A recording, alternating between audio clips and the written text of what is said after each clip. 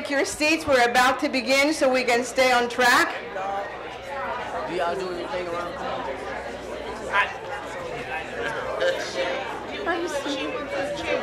Everybody sit down.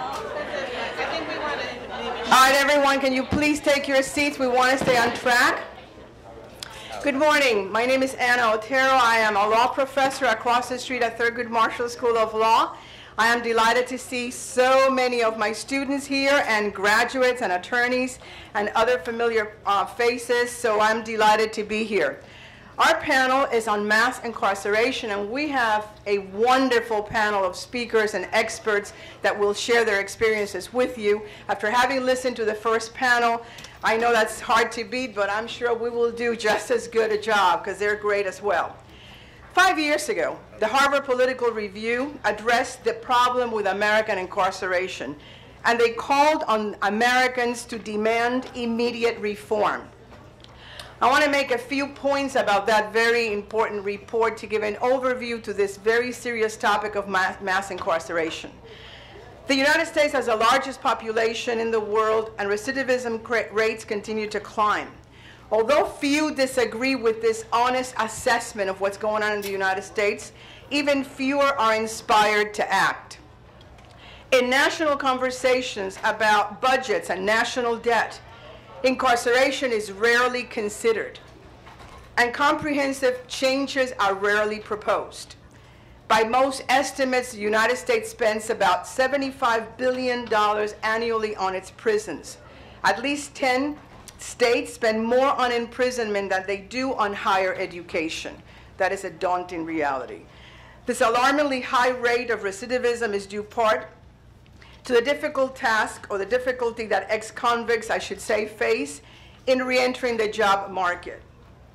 Often the biggest obstacle that former prisoners must confront is a social stigma surrounding ex-convicts, and I'm sure Ms. Porter will address some of that. In many jurisdictions, it is legal to ask about a prospective employee about prior convictions and to deny employment on that basis. Our own panelist, Nicole Porter, whom you will hear from in a few minutes, was quoted in that article that I am citing to, and she stated that in some jurisdictions they ask if you've ever been arrested. Ex-convicts are essentially excluded from full participation in the job force. Beyond the confining social stigma, ex-convicts must face other significant hurdles before returning to work.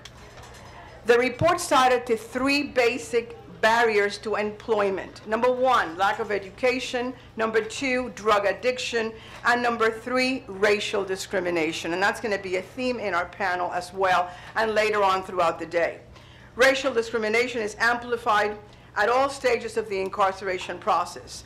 Numerous studies show that African American males are arrested, convicted, and then denied employment opportunities at disproportionately high rates.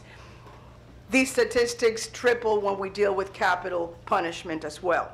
The United States has both the largest prison population in the world and by most metrics, the largest upward mobility of any developed nation. Experts quoted in this report believe these 2 factors are related. When we have an incarceration system that stigmatizes large numbers of particular groups and impedes their ability to become constructive members of the labor force, then we're wasting large amounts of human resources and creating large social problems. There must be a large intergenerational transmission of poverty. Current imprisonment practices are inflicting multi-generational damages on the United States economy. Given the immediate cost of prison, the socio-economic effect of imprisonment on the individual, and the long-term economic consequences of incarceration, immediate prison reform is the only alternative to break communities from this cycle of prison. In the past 3 years, however, there have been some changes, and we will hear from our panel about those. I'd like to introduce to you my good friend, Anthony Graves. And Anthony Graves is somebody that everyone now knows because he has been involved in community and has given numerous speeches everywhere, has been on TV, has done a movie, he's done a whole lot. Anthony Graves has become a spokesperson for criminal reform. His personal history is compelling and powerful evidence of all that is wrong in the Texas criminal justice system. Anthony is the 138th exonerated death row inmate in the United States, wrongfully convicted. Mr. Graves was incarcerated for 18 years. The prosecutor who put him in prison was ultimately, and I say ultimately because it took a long time for that to happen, was disbarred for concealing exculpatory evidence and using false testimony in his case. Mr. Graves is the founder of the Anthony Graves Foundation, which is committed to bringing meaningful criminal justice reform across the nation. And my apologies, because I realize I just got you guys out of order, but I think we'll be fine. That's all right. Anthony, Kind of look alike. my question to you is, how has your personal experience shaped your efforts to work with organizations and communities and the United States at large to advocate for comprehensive criminal justice reform? And how have your travels affected and influenced the way you look at the need for these reforms? Wow. First of all, thank you all for being here. That's a heck of a question because, you know, I learned about the criminal justice system from the cheap seats, okay? As we say, I was in the courtroom where nobody really looked like me but my attorneys. And I was sentenced to death for something I never, ever imagined doing, okay? When this first happened to me, you know, I was very upset because, you know, I should be home with my family like everyone else who hadn't done anything wrong. But that wasn't my situation. I was being introduced to the belly of the beast. When they incarcerated me, they put me in jail, I stayed in jail 2.5 years waiting trial. Why? Because, what were you gonna take me to trial on? They were continually trying to build a case. And I kept asking them to take me to trial because, you know, I was just like most of us in here. I was taught that we had the best criminal justice system in the world, right? Our educational system. So I just needed to get to trial so I could tell the truth and then I could go home. Well, that's not the way our system worked, right? My mom always said, be careful what you ask for, right? Because you just might get it. So I really wanted a trial, and that was the trial that I got. After 2.5 years of being in jail, they took me to Angleton, Texas for a change of venue to have a trial.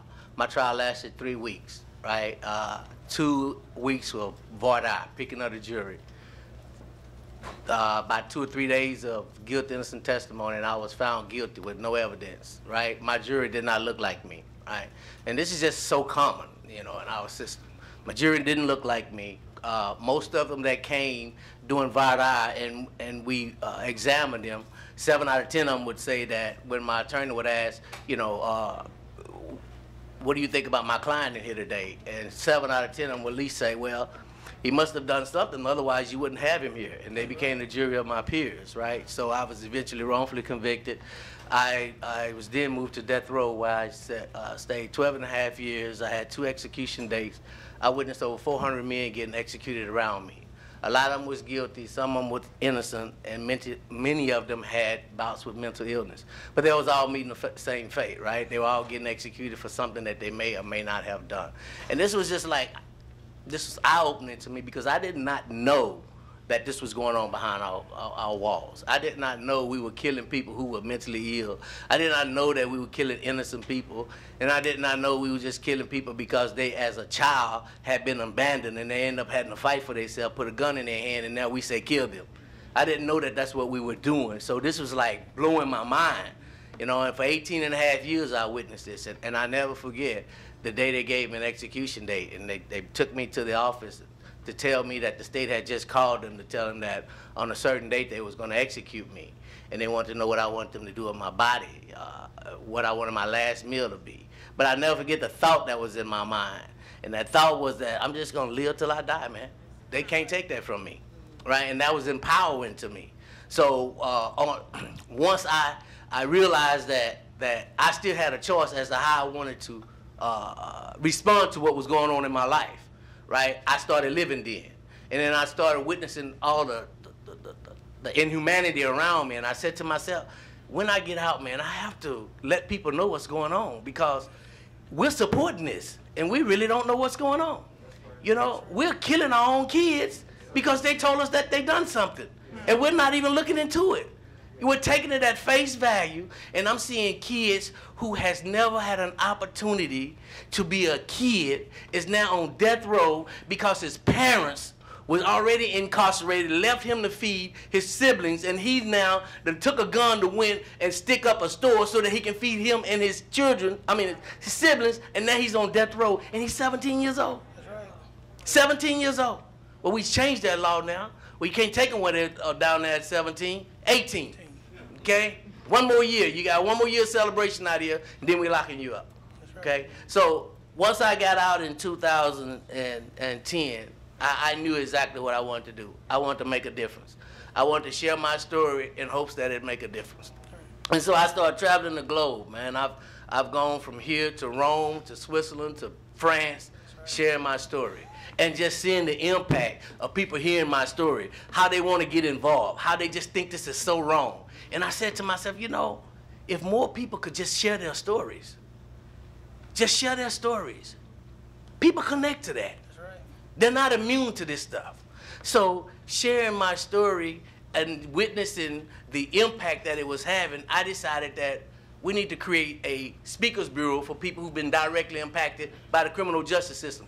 They're the voices that need to be leading this charge, okay? They know, right? And so what we did here at TSU is we started a speakers bureau for people who've been directly impacted by the criminal justice system. And I didn't just start that because I wanted them to go out and share their story. That's one. But I knew how empowering it was. I knew the courage and the strength that it gives you. I know how it gives you an opportunity to take back your life. It did me. So I wanted to start this program because I wanted people to take back their life by getting involved. And so just to kind of shorten this up, Stephen is one of our smart justice speakers who just graduated. This brother just graduated and empowered him so much, he took an initiative to go up to the Capitol and speak to a state rep on his own about a bill that he thought was so important. And what did they do? They approved it. Okay? This just happened. So this is the impact of telling our stories does around the country. And I yield and pass this on. Thank you, and I'm glad to hear that you're traveling the world as well, because the reality is that the world needs to know what's going on in the United States, and the more information that is disseminated, the better it will be in terms of making an impact. I am also the Vice President of the Texas Coalition to Abolish the Death Penalty, and in that capacity, we meet with French consulates, with the British consulates, and they are trying to make an impact to change the American death penalty. In fact, some of these countries are withholding investments in certain companies in the hope that together they can make a difference. So all of that is incredibly different, and I thank you for your very compelling story. Next, I want to remind you folks that we need to hear from you and ask questions of this very incredible, amazing panel, so please tweet your questions. The information is on the board here behind me, so please, we want to hear from you, and I'm sure you have wonderful questions to ask them as well. All right. Next, we have Dr. Marlon Smith, who is a scholar activist who has for over 20 years of experience working with community and faith-based organizations in the area of development and outreach. He is a founder of the Black Greek Speak Social Justice and Human Rights Council, which is an education and policy studies organization. He is also a senior manager of policy and engagement for Baker Ripley, and he'll tell us all about that, I'm sure. But prior to working for Baker Ripley, he also served as a Texas State Reentry Manager for the Interchange Freedom Initiative. Dr. Smith, I wonder if you could address your role in developing partnerships with local, state, and national public officials and what impact that is making in terms of this reform. Well, thank you. First of all, let me thank URC and Texas Southern University for this invitation. I do appreciate it, and I'm always honored when I'm asked to speak. I will say, because I'm looking in the room, and as I look across the room, and I've said this before, I'm looking across the room and I see most of the people that I've already seen already. And so there's a couple of things that I want to kind of state up front. One, I knew that once I found out Nicole was going to be on the panel, there wasn't no need for me to talk about statistics, because she has every one of them under the sun. I no longer talk about criminal justice, and I no longer get on criminal justice panels or reentry panels unless there's somebody who's already been incarcerated. So I appreciated that Anthony Graves has been here to tell his personal story. So part of what I want to do in relation to having that conversation is talk about what we need to do as an institutions to make an impact on criminal justice and reentry. Now, there's something that I like to do when I go to these panels. I was, as said, I was over the Interchange Freedom Initiative. The IFI is a pre-release reentry program. In fact, it is one of the oldest pre-release and largest reentry programs in the country.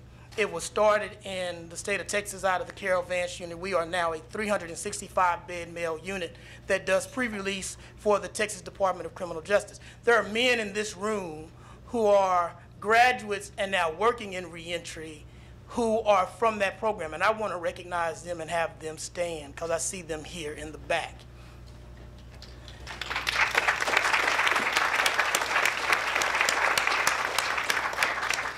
So I appreciate them being here, but as I said, these are brothers who are now doing the work. They were incarcerated, some up to 20 and 30 years, and are now doing this work. And the reason why that's important to me, because I'm tired of those of us who do this work sitting in front of people who are panels who can't prove that they have any result in what they're talking about. So the Bible says you will know them by the fruit that they bear. Before people start talking to us anymore, we need to ask, what's your fruit, brother, or your fruit, sister? If you ain't got none, then I don't want to talk to you, because we've been doing this work way too long. And if you're like me, you know that this is a real work. Because if you've had men and women, I have had men and women who have come through my program and that I have worked with that are now sitting on death row because we didn't understand how to do reentry right. So this is not a joke to me. You know, I wasn't incarcerated, I'm just from the hood.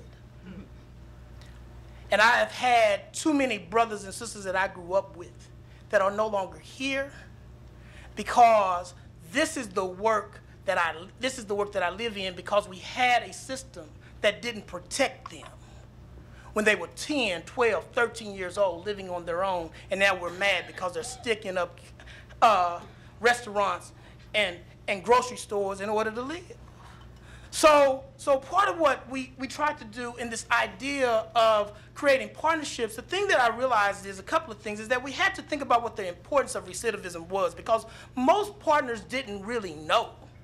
And part of the reason is that is because within our philanthropic and government-funded federal grant makers, they don't look like black and brown people. They're white people. I love them to death, because if it wasn't for rich white people, we wouldn't have reentry programs. Let's be real. But the reality is, since we haven't had black and brown people leading in who gets the money, how the money is distributed, where that money goes, we've had programs that were only limited. So part of what I started realizing is that if we're going to do local partnerships, we had to have local partnerships who were willing to engage in creating an army of people who have actually been physically, spiritually, emotionally, and institutionally impacted by incarceration. So what I started asking elected officials to do, community partners to do, institutions, whether those were churches, whether those were nonprofit organizations, whether those were corporations, is to help me create an army of people who have actually been impacted.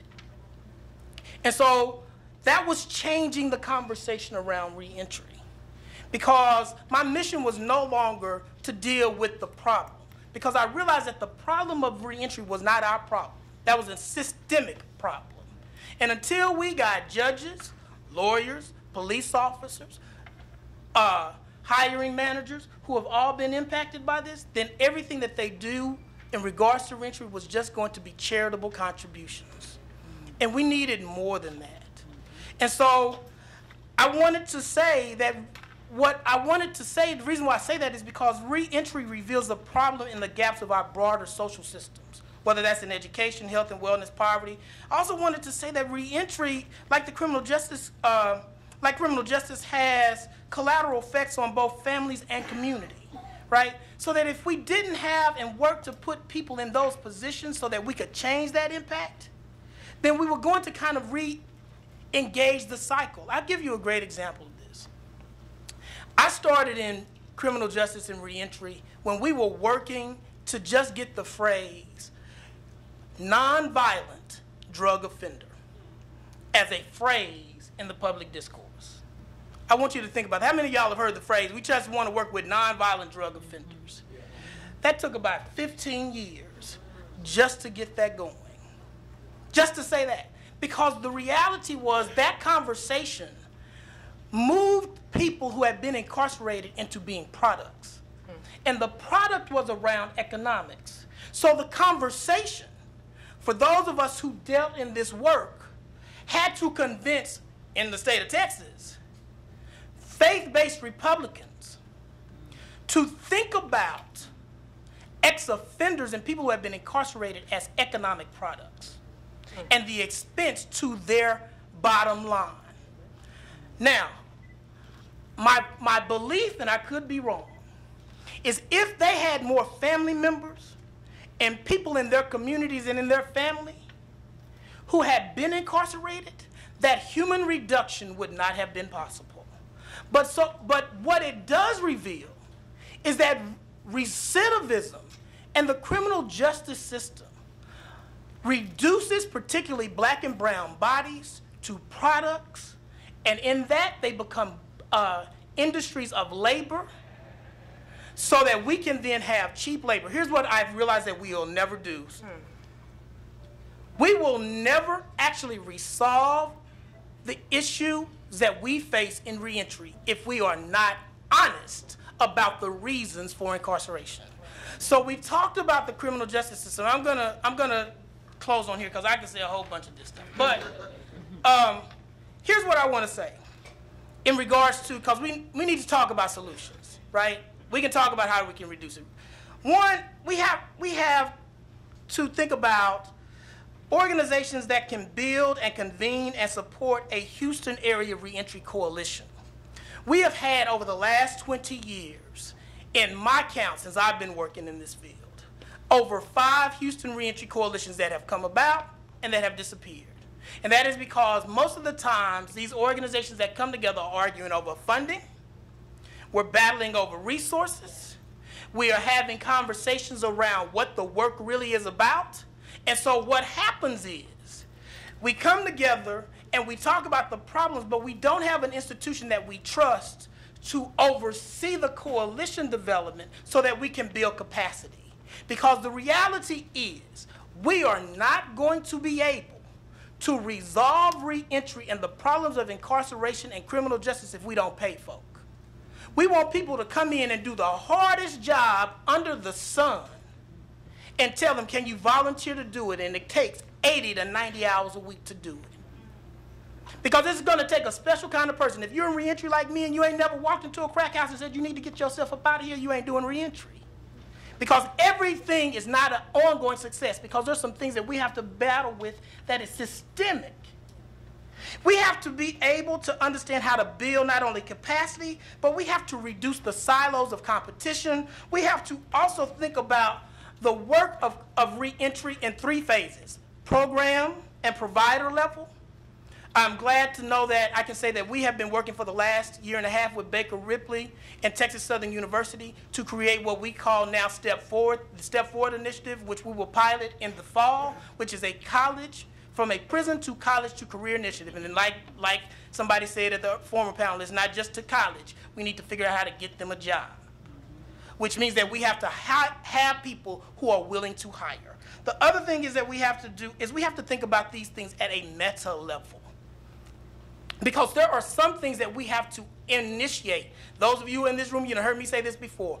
We have to create a national campaign that reimagines and reinvigorates how we think about people who have been in justice involved, whether that has been in prison or been just related to prison. Because the reality is, if I put you a picture of Snoop Dogg and Martha Stewart, only one of them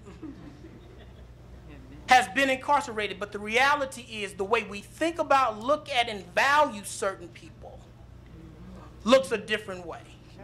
And so the third thing means then that we have to begin to operate at a systems level. If you're like me, part of what we realized on an ongoing basis was that if you are a provider, we need somebody who we trust, who is dealing with the systems level work. I'll give you an example of one that happened almost a decade ago when the state of Texas combined their state regulatory agencies. If you're in reentry, there were several things. If we were trying to get you a job quickly, we knew where we were going to send you. We were going to get you to barber college, beauty college, truck driving school. We were going to get you one of those quick certifications. And when the state of Texas combined their regulatory agencies, next thing I know, I'm getting phone calls from guys talking about, Dr. Smith, my barber college done put me out because they said I got a felony conviction. I'm like, what in the world has happened? And the state of Texas combined the regulatory agencies and put the barber and cosmetology agency under their regular regulatory agencies, which then meant that if you was trying to get a barber license, you couldn't get one. And that was one of the first places that we said, well, we know we can get you that if we can't get you nothing else. So we had to then call Jay and Anna at the Texas Coalition and say, what in the world is going on? But the reality was we didn't have the resources, because if you're busy working, I'm working with $300 million a year. I don't have time to go to Austin. I'm trying to find somebody who will hire 300 different men, and usually if you know what I'm talking about, you're not trying to get the men hired, you're trying to get his wife or his girlfriend and his children hired. So we need a coalition that can work at the program provider level, at the meta level that changes those, like having some type of national campaign that talks about what it means to be impacted, and we need to have somebody at the systems level. Thank you for your very passionate speech. What we need is one of the Kardashians to get involved and try to get you some money. Right? Wherever you can get it. I'm always hoping I meet them in a plane and I can hit them for money. Wherever I can get it. Yes, sir, go ahead. I just want to piggyback on something he said. I agree with everything he said, but it's something, a big part that he missed on, and I just want to address that. It's counseling. Yes. Counseling. You got to rebuild people before you send them out there in the field, right? That's true. So that is step one.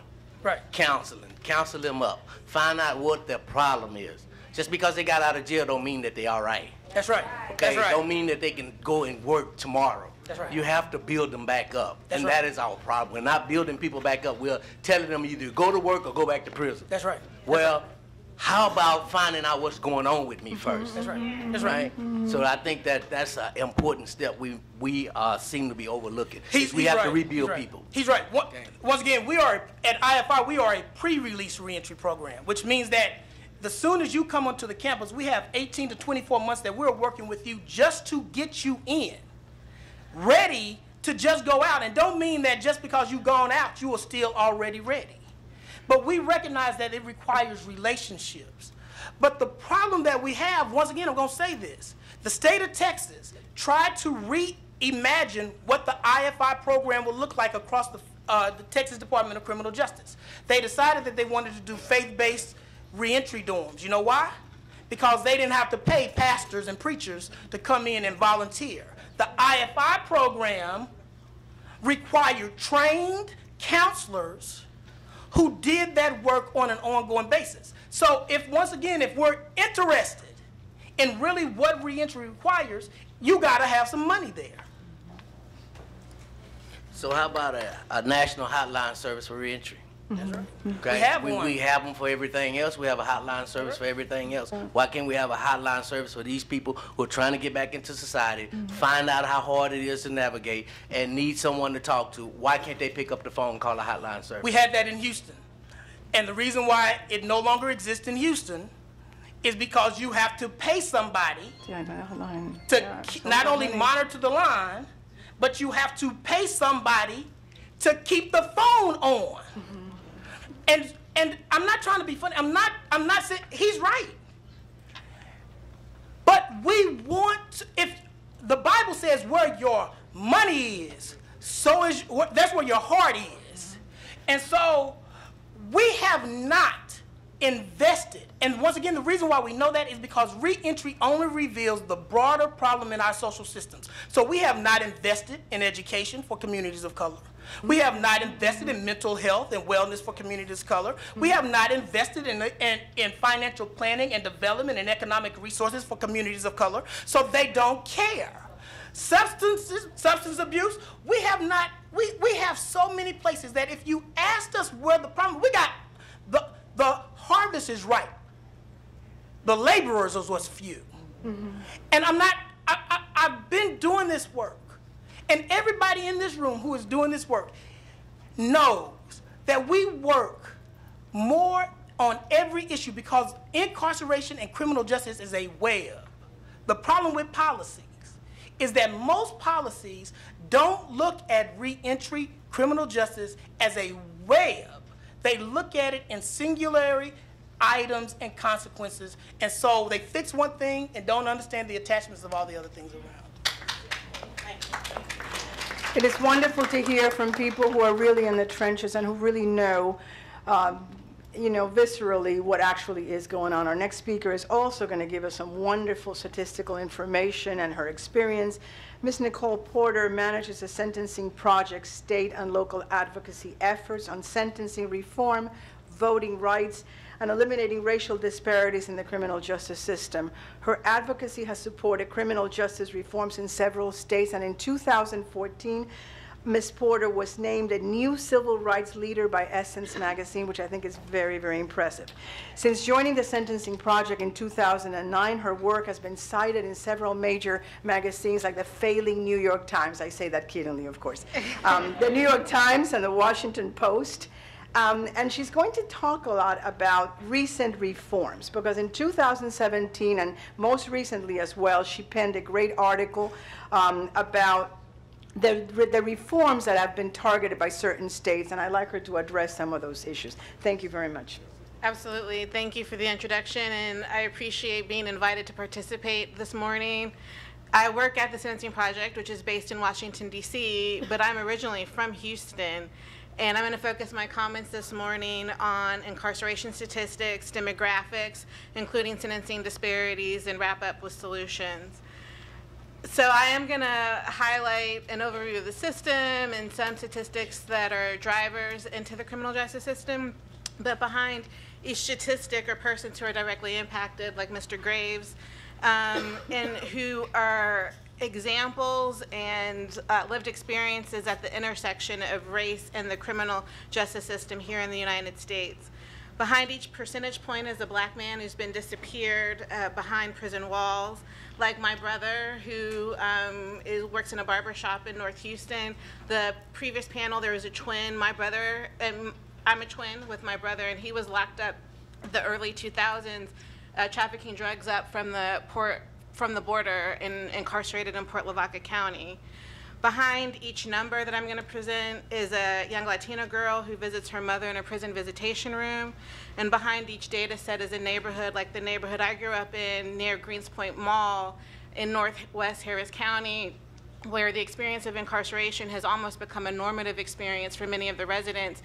And as a matter of fact, by the time I got to my late teens, early 20s, just about every guy I grew up with in Northwest Harris County had been locked up at some point. And the girls who may have not been locked up at the time, but many of them got locked up as well, if they weren't incarcerated, they got phone calls from their brothers, their boyfriends, their friends to help scrounge up bail money, and their lives were impacted just as much as the folks who had been disappeared, and even though they had been left behind. So nationally, at year-end 2015, over 6.7 million individuals were incarcerated or under some form of correctional supervision, including the 2.2 million incarcerated at the federal, state, local level in prisons and jails. Texas ranks in the top 7 among states in terms of incarceration rates in recent years. The Texas system was overbuilt, and to meaningfully decarcerate, significant changes are needed. And that momentum has to come from the community through public support and political will. As of 2016, more than 224,000 persons were incarcerated in Texas prisons and jails. That incarceration rate of 563 per 100,000 residents exceeds the national rate of 450 per 100,000 residents. Not to mention there are close to 500,000 persons living in the community in this state on probation and parole.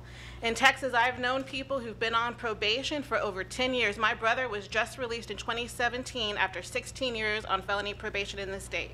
While he was on probation, he had to pay monthly fees, he couldn't vote, and during the first couple of years of his felony probation term, he cycled in and out of Texas lockups. He wasn't even counted in the state rates of incarceration.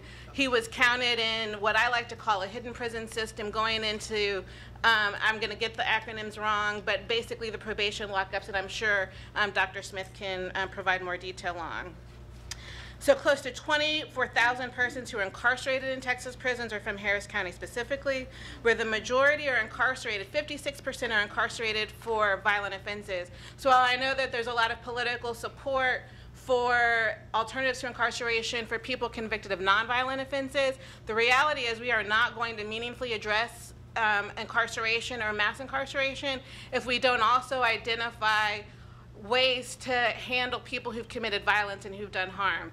Most of those individuals were the victims of violence before their offense that led to their incarceration. And even if we center the goal, the value of holding them accountable, the reality is the way our system is calibrated means that people serve prison terms for far too long in this country, even when those offenses are seriously violent.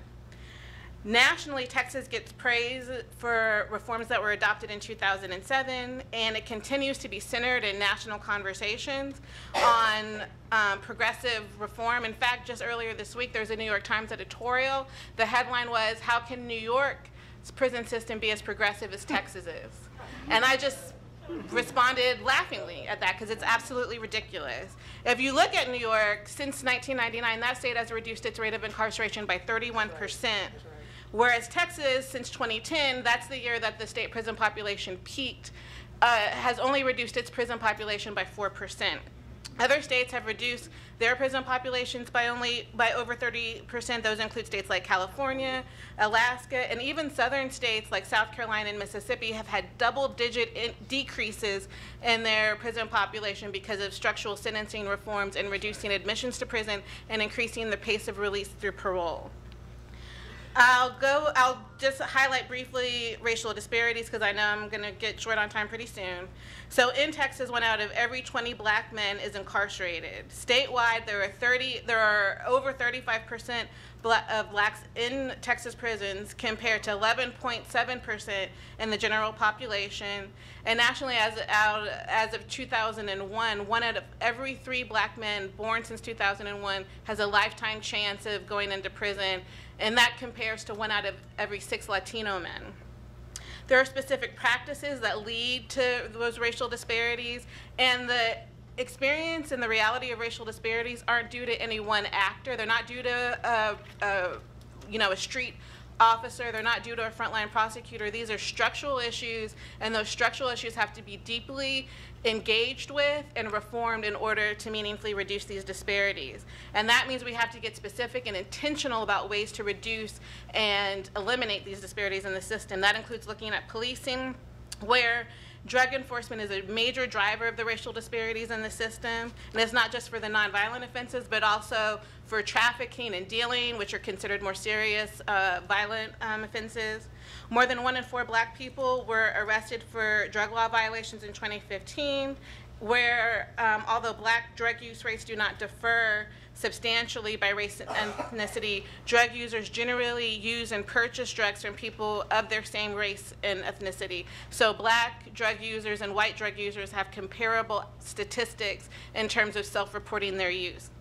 There's practices at the prosecutor level, and I know in Harris County there's interest in how the District Attorney Ogg will engage new practices to help address some of these disparities. Prosecutors and their discretion have been widely documented to contribute to the racial disparities in the system. At the federal level, federal prosecutors are known to twice as likely charge black defendants with an offense that carries a mandatory minimum. And at the state level, state prosecutors are widely known to charge black defendants under habitual offender statutes, which can then increase the length of sentencing. Houston can reform these laws through several ways, and that there are solutions that the state needs to incorporate, and some of those are solutions going to come from within Houston, but the city and also the state of Texas should look at what the best practices are that can help drive down the state's prison population and reduce admissions to prison and the length of stay. There are 2 reasons why this state is among the top 7 states with a high rate of incarceration. People get sent to prison. The reason why people have gotten sent to prison has increased since the early 80s, and the length of stay for people in prison has increased over time as well. So Houston can reform law enforcement by reducing over-policing and prioritizing community approaches. In response to increases in homicide, rather than just put more cops on the corner with the goal of driving up arrest, local government can target initiatives to young men most at risk of not only committing violence, but who are being victimized by it. Those services could include workforce initiatives to pay living wage, center the interest of those young men, and prepare them for the careers of tomorrow, not just for work today. Officials in Houston could enact changes to reduce admissions from Harris County to the state system. Other jurisdictions are undertaking reforms. There's interesting work going on in Philly with the progressive DA that was elected, Larry Krasner. He has said that he will no longer seek life without parole sentences and charge people with the most serious offense with the goal of reducing their length of stay. Other DAs in counties like Milwaukee and even in Mississippi are reopening cases from their jurisdiction with the goal of resentencing those cases to a shorter term of years to do what they can do to help address their state's mass incarceration problem. Texas lawmakers could reform sentencing by addressing the habitual offender statutes with the goal of recalibrating the length of stay and reducing the length of stay for individuals. Those policy reforms could be retroactive, so people in prison today could apply for resentencing with the goal of returning to their families and their communities sooner.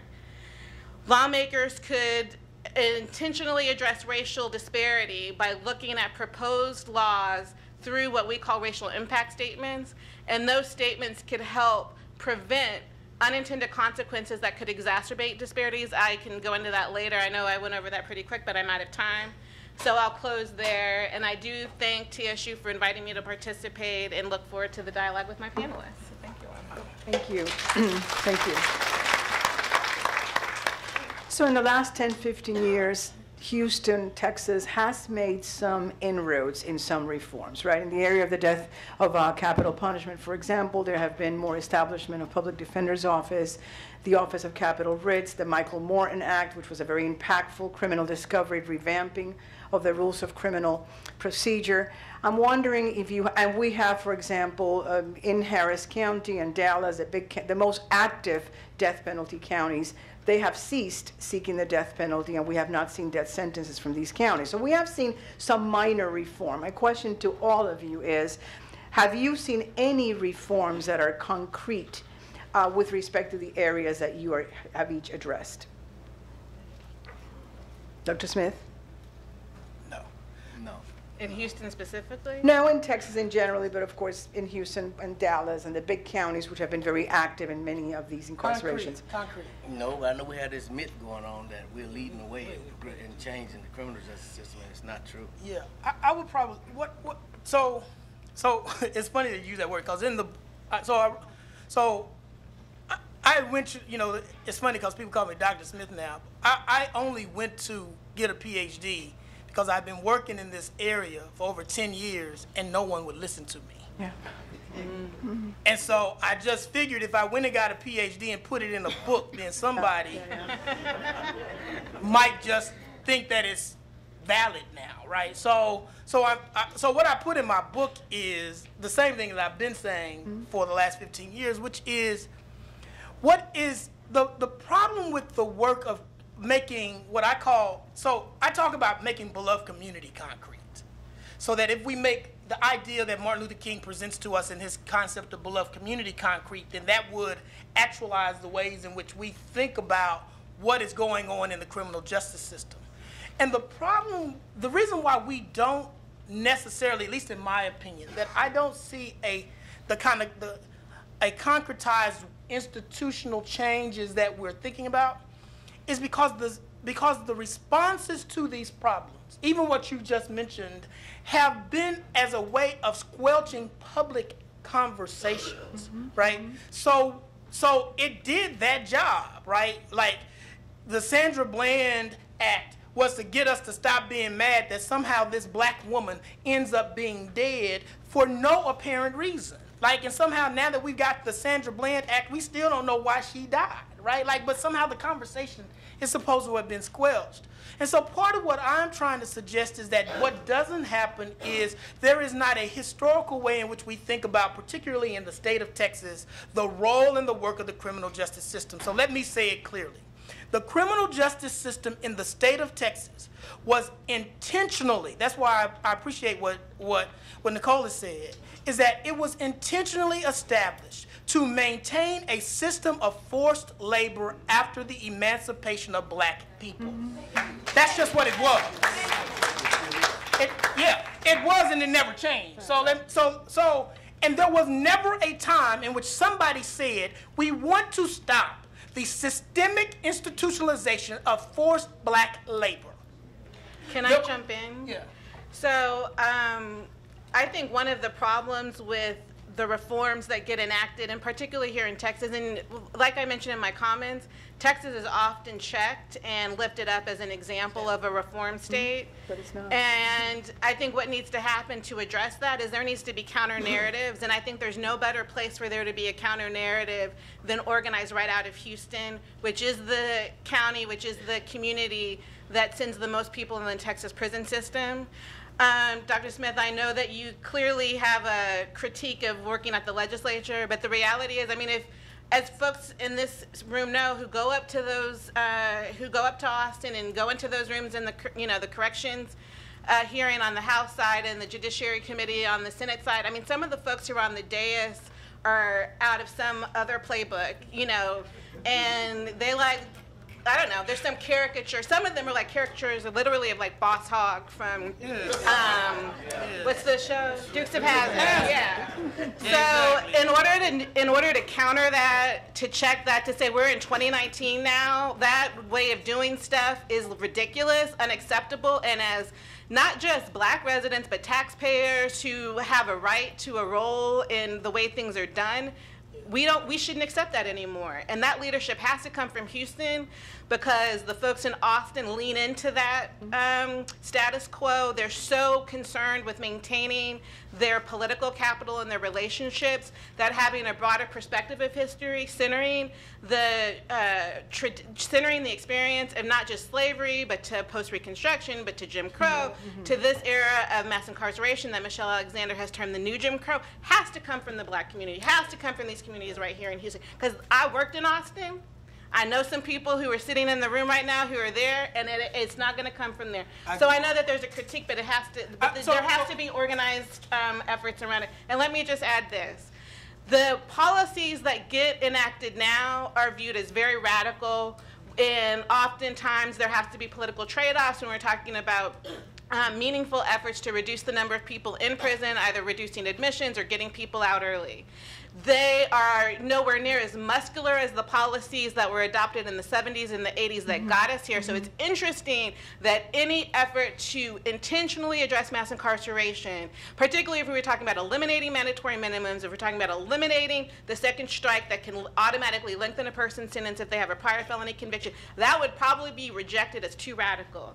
And yet when those policies got adopted in the 70s and 80s, nobody was there, or nobody had the critique that lengthening someone's prison time to 20 years in prison for a second felony offense was viewed as too radical. Right. So that political will has to be developed. The idea that meaningful reforms should not just be enacted, because that will genuinely help to reduce the number of people in prison, but that is what people deserve, because people's humanity is what we need to be thinking about, not just how many people are in prison on any given day. And that will not happen unless the folks in this room engage intentionally with folks in the legislature and have these political conversations on City Hall right in downtown Houston. Can I ask a solution really quickly? So could we, within this space, because I agree with that, I'm not against the legislature. I think that the problem is there's just no bridge to maintain an accountability, especially in a state that doesn't meet every year. Could we agree within this room to create a national campaign that televises the stories that this brother is creating around incarceration, so that we might create a meta-narrative that is contradicting or counteracting the stories that are being told, so that when we have Boss Hogg go to the legislature, I'm going to not call them by name because I'm a name caller. If we did that, it would create then a story that we would have available. But see, somebody has to commit the same way we did in the 1980s and the 1990s around breast cancer and around AIDS and HIV, that reimagines and reconfigures what we think about and who we think about when these issues are in the forefront. So somebody in the room has to say, yes, Marlon, or yes, URRC, we'll create some money to put this brother stuff on national TV and across, because it costs a lot of money to put it on TV. And that we will then create a new campaign and narrative so that when you, because I ain't going up to talk to them no more, when you go up to there, to the legislature, you have a national campaign and conversation that would advance what you're trying to do, and you go to Austin to talk. I would force them to think about what's happening from the national perspective. Thank you very much. We do have a few questions from Twitter, so just a few, I think. Yeah, we do. First, I wanted to give a comment. This came from David Johnson. He says, please retire your use and acknowledgement of the term ex-convict. Personally, I prefer formerly incarcerated person. So that comment. And then we have some questions. Let me get to them. First question, Dr. Smith. How do you go about advocating for reform in places where there may not be matching enthusiasm about changing the prison system? So that's a great question. And that comes from Omar Martinez. Okay. So the first thing that I would say is your engagement has to be strategic. That every place that you go, you're not asking for everything that you want. You're asking for what can that person provide in order to get you to the solution. Let me be clear. I work for Prison Fellowship Ministries. That is the most conservative, white-oriented organization in regards to prison reform that anyone could work for. I did not expect that Prison Fellowship and Chuck Colson, God rest his soul, had the concern for black and brown people that I had. What I had a concern for, he didn't have to have a concern for. What he had to have was a space to give me the opportunity to work.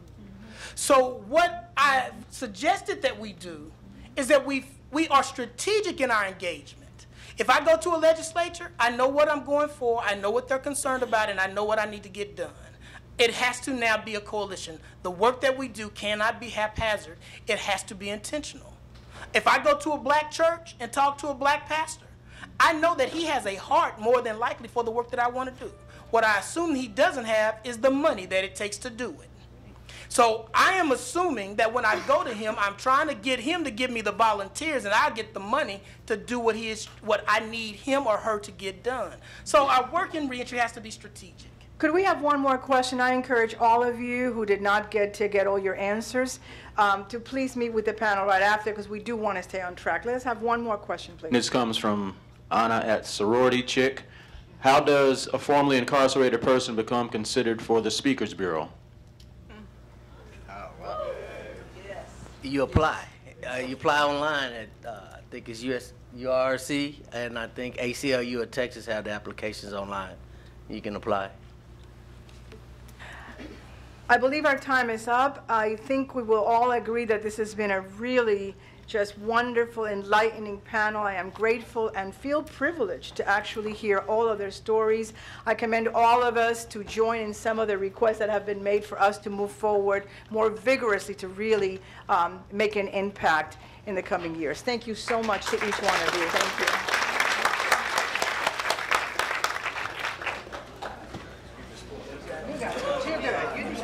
And just a reminder, if you have questions, please tweet them